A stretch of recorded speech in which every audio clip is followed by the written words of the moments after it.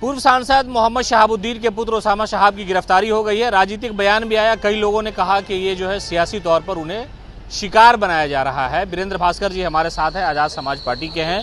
तथा ये जो गिरफ्तारी हुई, हालांकि कोई बहुत बड़ा राजनीतिक उनका प्लेटफॉर्म अभी नहीं है, पिताजी के ही पिच पर वो बैटिंग कर रहे हैं। क्या लगता है कि किस तरह इनको गिरफ्तार किया गया, या कानून अपना काम कर रहा है?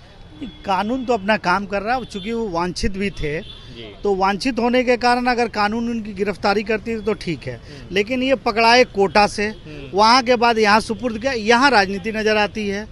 आप ये सोचिए कि यही सरकार की पुलिस एक सामने अपने थाने के अंतर्गत हुई घटनाओं पर ध्यान नहीं देगा, चूंकि दलित का मामला होता है, मुस्लिम का मामला होता है, इन लोगों को कोटा तक कैसे नजर आ जाता है? ये राजनीति है।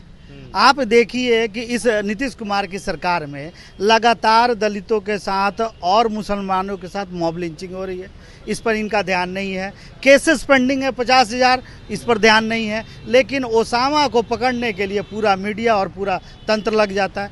ये कहीं ना कहीं राजनीति है, और ये कहीं ना कहीं मुसलमानों का तरीका है दबाने का, कि उनके जो भी नेतृत्व उभरने वाले होंगे, मैं नहीं कहता हूँ कि ओसामा में क्या काबिलियत है या नहीं है, उनसे मैं कोई सरोकार नहीं रखता हूँ।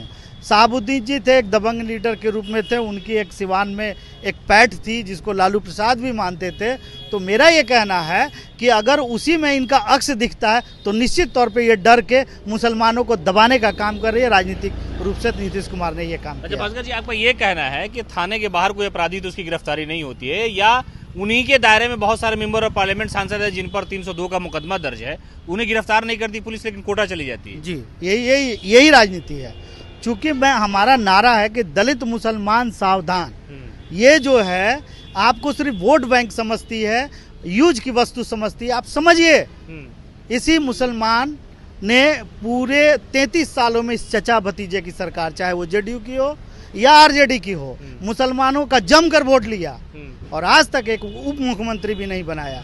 बताइए, इनकी ईमानदारी मजबूती की है कि मजबूरी की है? ये मुसलमानों को सोचना पड़ेगा। ये किसी न किसी तरीके से दबा के, डरा के, कभी बीजेपी का नाम लेके, दंगा का नाम लेके डराएंगे और हिस्सेदारी नहीं देंगे, और इसी तरह उनके बोलने वाले लोगों की गिरफ्तारी भी करा सकते हैं। अच्छा, आप बताइए, राजनीतिक तौर पर ये बताइए, आप जो जहन में सोच रहे होंगे कि इससे उनको फायदा मिलेगा ओसामा और उनके परिवार को, या ये कि एक होता है कि हाँ भाई नेता होता है तो टूट जाता है कि चलो भाई अब नहीं करना है? नहीं, ऐसा हो सकता है। दोनों परिस्थितियां हैं।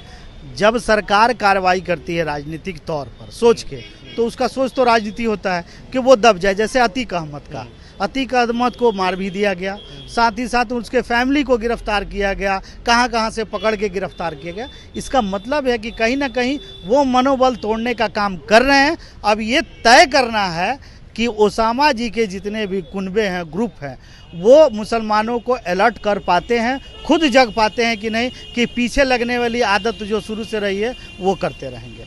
ये थे वीरेंद्र भास्कर जी, इन्होंने साफ तौर पे कहा कि राजनीतिक तौर पर ओसामा को शिकार बनाया गया। इन्होंने दलील ये दी कि बहुत बड़े बड़े ऐसे अपराधी हैं, चाहे वो राजनीति में हो, सत्ता के करीब लोग हों, उन पर बहुत सारे बड़े बड़े गंभीर आरोप होते हैं, उन्हें पुलिस गिरफ्तार नहीं करती है।